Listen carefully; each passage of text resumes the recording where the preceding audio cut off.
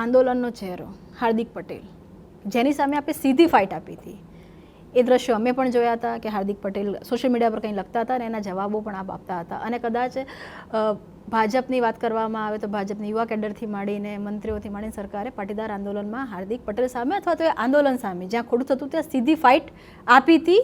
સમાજ ગેરમાર્ગે ના દોરાય એની માટેનો એક પૂરો પ્રયાસ કર્યો હતો. પણ એ જ હાર્દિક પટેલને પછી એવી શું મજબૂરી હતી કે તમારે ભાજપમાં લાવવો પડ્યો? અમારી કોઈની કોઈ મજબૂરી નહીં. અમે તો હજુ કહું છું કે અમારામાં જે આવે એ જોડાય જ છે. અમારે કોઈની મજબૂરીથી કોઈ સરકાર એકમત માટે જતી રહેતી હતી માટે એમને લઈ આવો એવું તો ગુજરાત ભાજપમાં કદી બન્યું જ નથી.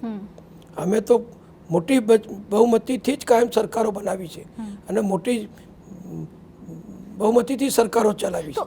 એટલે અમારે કોઈ આજે પણ તમે આ પ્રશ્ન કર્યો, આજે પણ કેટલાય નેતાઓ કોંગ્રેસ છોડીને કાર્યકરો કોંગ્રેસ છોડીને આમ આદમી પાર્ટી છોડીને અમારામાં આવે છે.